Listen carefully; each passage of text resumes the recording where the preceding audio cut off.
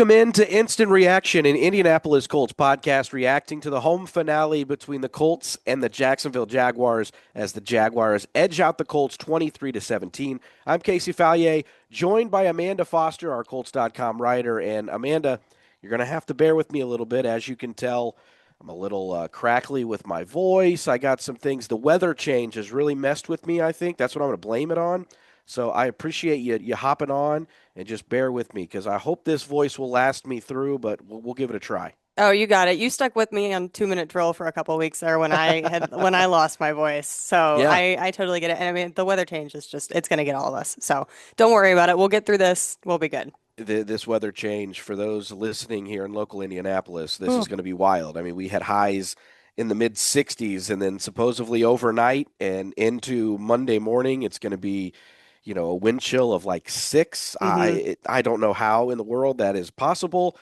But that's where Who we are knows? here in Indiana. But at the end of the day, it is December 28th. So it could be snowing with ice and all of that. So, you take your losses and you just kind of go with it. But that's Sure. that's neither here nor there. This is not a weather podcast. I swear that's the last time we will talk about it. But, we're going to react a little bit to the game that we saw on Sunday between the Colts and the Jags. But ultimately, the Colts entered Sunday knowing they had been eliminated from the postseason contention. The Texans defeated the Chargers on Saturday, and that put an end to the Colts season following their Week 18 game against the Texans. So I want to spend a lot of the breakdown to kind of look at some of the big picture things because next week we're going to dive into where do the Colts go from here? What's the offseason look like? So a couple of the guys maybe we won't highlight next week. I wanted to really highlight today, and that starts with Philip Rivers. I mean, it has been pretty wild to think about where we were 3.5, 4 weeks ago when there was rumblings of Philip Rivers is being talked to. Philip Rivers is going to fly to Indianapolis and work out Right. for the Colts. To now Philip Rivers being a 44-year-old, formerly retired for 5 year quarterback who comes back to the Colts and starts the last 3 games. And ultimately, he gave everything he had. And we don't know whether or not he is going to start next week. So I wanted to give Philip a little bit of, we're talking about him here today because ultimately, what this guy was able to do was rather remarkable. Going out there at his age, not knowing the guys on the field. He knew the playbook, but being able to rally this team and go out there and have 3 games where he busted his butt and gave everything for this team. Right. Well, and so first of all, Shane Steichen said that he would make a quarterback decision on Tuesday. So hopefully we might find something out on Wednesday from him. Not entirely sure how this week is going to play out in that sense. But yeah, I mean, this is what we heard about Philip Rivers from the moment that it was even an idea that he could be in this locker room is just the energy that he would bring, the everybody called it the juice that he would bring, but just his personality and his football savvy. And we could all feel it in the building. Just injected something into a Right. team that had just seen their quarterback in Daniel Jones go down with a season-ending injury. And so the vibes for the last 3 weeks since Philip has been here have been very different from what outside people would expect because of what he does for the people around him. And like you talk about, like he knew some guys coming in, like Mo Alley Cox, he knew Ashton Dulin, Jonathan Taylor, obviously, like had some connections, but a guy like Sauce Gardner, who Right. played with him today for the first time because Sauce Right. just came back from that calf injury, was talking about it after the game that he made a point to go up to Phil before the game and say, I respect you so much for this. You're a legend. I never thought I would get to play with you. And so it's as big as it is for Philip to come out of retirement and play for 3, maybe 4 games if he plays next week. Just as big for everybody else around him to be able to learn from him because 4 weeks is a long time when you think about it. Yeah. Of especially with a guy like Philip who has so much in his brain that he can share and is probably just like dishing random things out when they walk together in the hallways, much less on the football field. He has just brought so much positivity and just like the love of football to the building. Not that it was gone before, but you feel it so much more with a guy who thought his football career was over and Right. then came back. And it's just, reinvigorated everybody to really go out and just play the game that they love. And I think we saw that today too. No, absolutely. And one of the things too that that national narrative of what is this? Is this a joke? Like, Right. really, are we doing this? I think he was able to quiet a lot of that noise, and everybody was like, "Whoa, Yeah. okay." this guy can still play. So this was not as far-fetched and of a what in the world are the Colts thinking kind of reality that the Colts dealt with, which is probably the biggest story inside it. You know, a guy who has been out of football for 5 years comes out of retirement and actually goes out and competes and puts Right. the Colts in opportunities to win. And those are the things that you're going to remember. Now, you're very young in your career here, Amanda, but I Yes. know for you and I, this is going to be a chapter that when we talk about this in 15 to 20 years, we're going to be like, how cool was it that we had a front row seat to Right. everything that we have witnessed out of Philip Rivers? When he goes into Canton, that all that noise is going to come back. It Hmm. is going to be a remarkable story, and I love that Shane even mentioned it. Like, people across the world that are watching this are going, you know what? Chase your dreams. Why Right. not give it one more go? Like, I think that is the coolest part of all of this. Yes, the Colts didn't win the 3 games that he has started to this point, but it's the story and the what he gave to this team that is just, I'm going to remember that forever. Yeah, no, and it's really going to be like a remember when sort of moment of like, do you remember where you were when you first saw that Philip Rivers was going to be trying out for the Colts? Do you remember where you were when all of blah blah blah blah blah whatever it was? But I mean, you're right. It's just it. I'm like you said, very young. I barely knew like I knew who Philip Rivers was before he. I didn't know that much about him. So you in like hearing from him and just kind of learning about him over the last few weeks, you just see how much he loves this game. Yeah, And it puts things in perspective. But then like I said, like it spread to the locker room and like I had no doubt that any of these guys didn't love the game of football because they right. all talk about it. But like I said, it just comes out even more when he's around. And so yeah, I mean it's been a special 4 weeks. Obviously, like you said, the results have not been what anybody has wanted by any means, but certainly unforgettable Yeah. in a lot of ways. And you mentioned that, you had to kind of get a little bit more of a crash course on Philip Rivers. And for Hmm. me, I was here during 2020, but it was the COVID restrictions. So being Right. able to be in the building with him and kind of see that infectious nature and that juice that he gives, that was one thing that for me, I was able to get something that in some ways I was not allowed to a handful of years ago. And that is something that I think is super, super cool. And I will always, remember what this little time frame was, this quarter of the season was really, really cool for the Colts. Now, another guy that I want to give some flowers to. We saw the return of Sauce Gardner. Now, he missed 3 games with a calf injury, definitely wasn't 100%, and we saw he had a little bit of calf tightness, so they kind of shut it down there in the second half. But he was on the sideline, essentially being another coach out there. And I thought he talked in the locker room about it didn't matter to me whether we were in playoff contention or not. Like, this is something that I dreamt of as a kid to play in the NFL. If I am able to go, I owe it to my team and my family and everybody that is this organization to go out and give it my all. So I kind of thought that was refreshing, where it's like some people might look at the narrative of, well, they're out of the playoffs, you might as well just shut him down. And he's like, no, I want to play. They brought me here to play. I'm not here to sit and nurse an injury. I'm here to play. And I thought it was really good to see him back out there now. I know we didn't get a full game of him, but seeing Sauce back on the field definitely made an impact. Yeah, and I mean the whole narrative of the Colts are out of the playoffs or whatever team's out of the playoffs, like sit the starters, doesn't matter, whatever, whatever. That's not how these guys think. And like this is something that Bill Brooks and I have actually talked about a lot over the last few weeks because obviously he has this real life experience of you owe it to yourself as a person who worked hard enough to get to the NFL to go out and play. You owe it to your teammates who did the same thing. You owe it to the coaches and the owners and the front office who believed in you and is paying you to go do a job.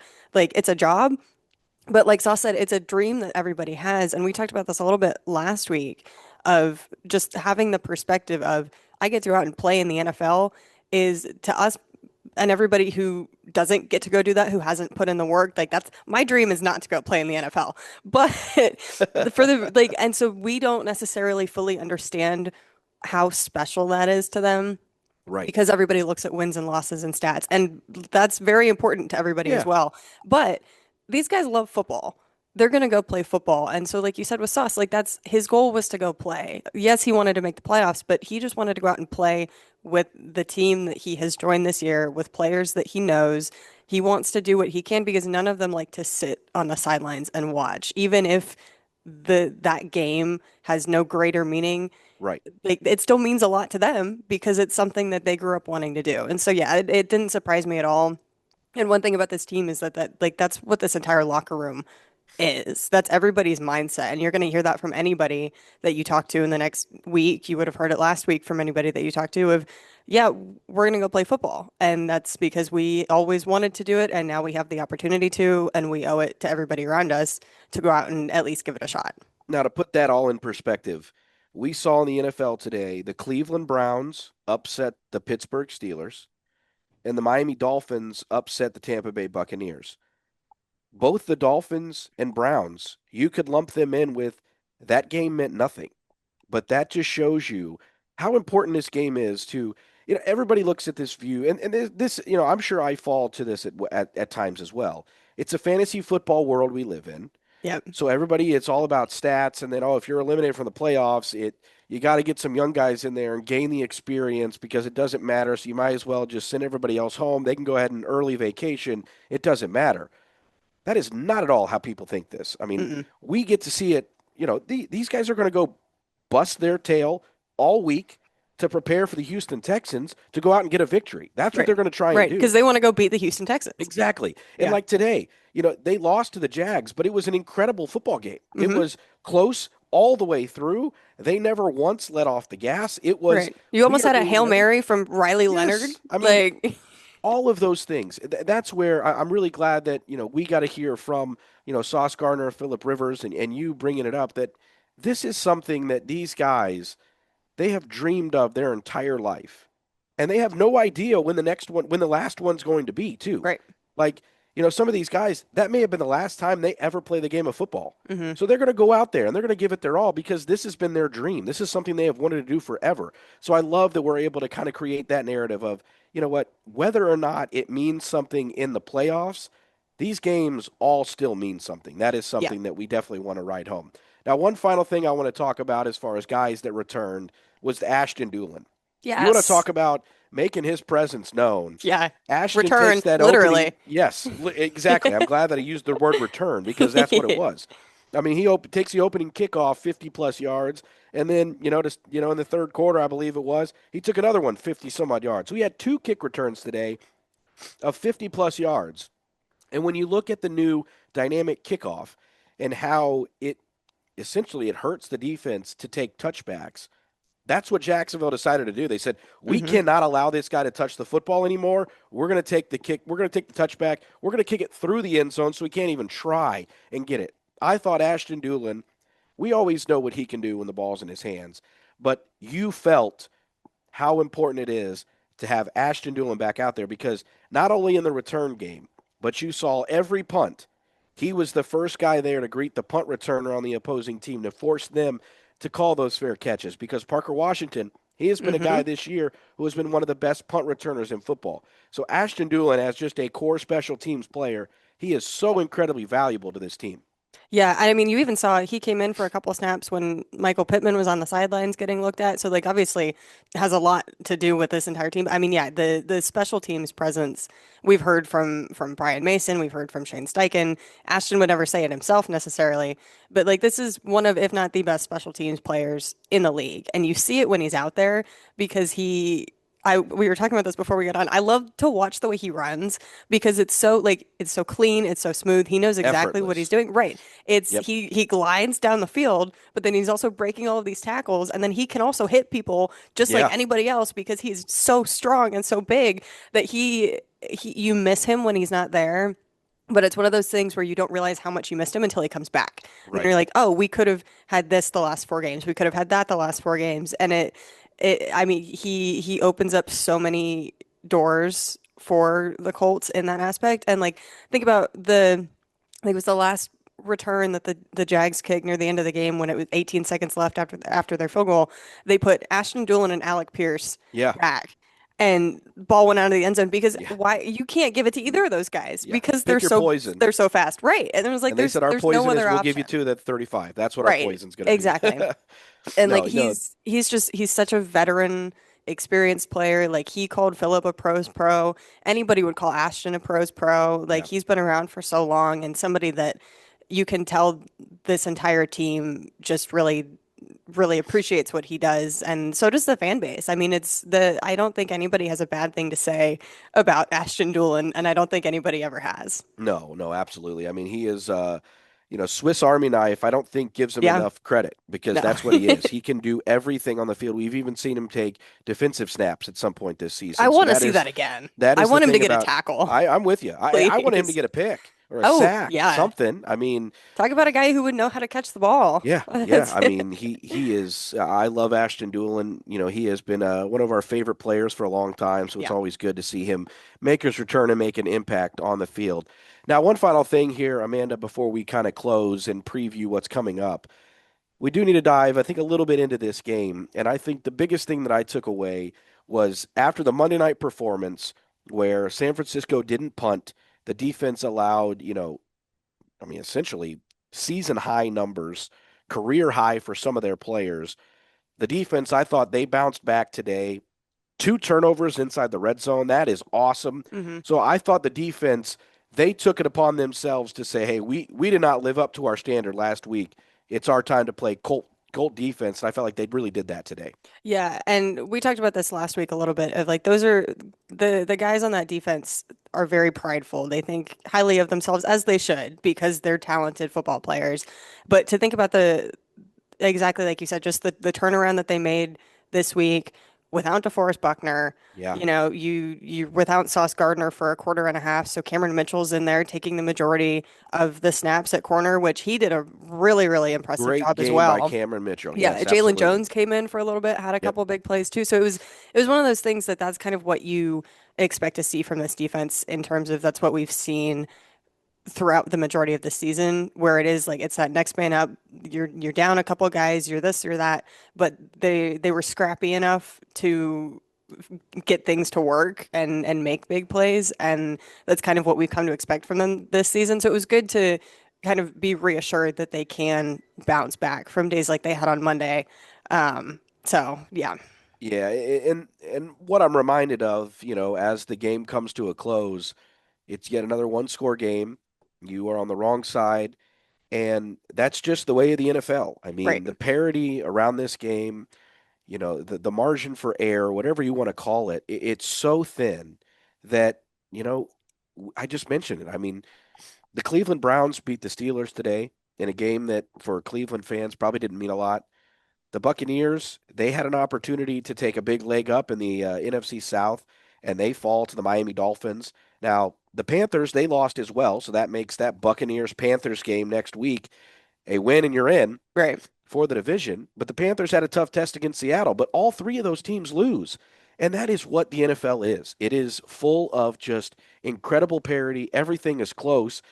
And you're going to look back at the end of this year and go, man, what if here? What if there? And it's just a tough one to swallow. Yeah, lots of what ifs this year for a lot of different reasons, which makes it harder, I think, for everybody to process the Yeah, way that this season has gone because nobody would have ever foreseen a six-game losing streak right. because this isn't the kind of team that goes on a six-game losing streak. That's It's exactly just right. one thing after another, after another, after another. And then all of the outside things that could be happening to help also don't go the way that the Colts want. It's been one of those seasons that hopefully like my goal, just thinking about it from like a personal standpoint, but I hope for other people is when you look back and you don't think about only the negatives because we Yep. saw a lot of positives from a lot of different guys I mean, from historic start. right, exactly. So Historic. trying to keep in perspective while still being realistic, I think Right. is the important thing as we close out the season is that it has not been all doom and gloom, even if Right. it has felt like that for the last few weeks, because this is still a team full of very impressive athletes who have a lot of potential in front of them. It just so happens that a lot of situations didn't work out in their favor this year. Well, you know how it is, though. It's a results-based league, and Yep. that's essentially where you are. You are what your record says you are. And for the Colts this year, it is another year where you're on the outside looking in at the playoffs. Now, upcoming this week, we don't know the times exactly. I think it'll come out later on tonight. So as you're watching this, those could have already been announced. But as we're sitting here right now, we don't know what day or time the Colts will play next week. But they will travel to Houston, and it'll be the final time they play against the Texans, and the final time they play in the 2025 campaign. But make sure you check out Colts.com all week because if there are any updates as far as lineup changes or any of that, we will have you completely locked in, especially Amanda, and then also JJ Stankovitz will have you there. But Amanda, I want to say thank you so much for dealing with me and my Oh, of course. whatever congestion, my really, really low voice that I really can't stand to listen to. But I really appreciate you joining me here. And next week, I assume we will have Bill Brooks back. We will see if something else changes, but You never know. he's still doing the post game radio show. So we wanted to get this out and get everybody watching this. But we really appreciate you for joining us and watching and listening to Instant Reaction and Indianapolis Colts podcast. For Amanda Foster, I'm Casey Valier. We will talk to you next week. But here inside Lucas Oil Stadium for the final time the 2025 season, the Indianapolis Colts fall to the Jacksonville Jaguars 23-17. Thanks a lot. Have a good one.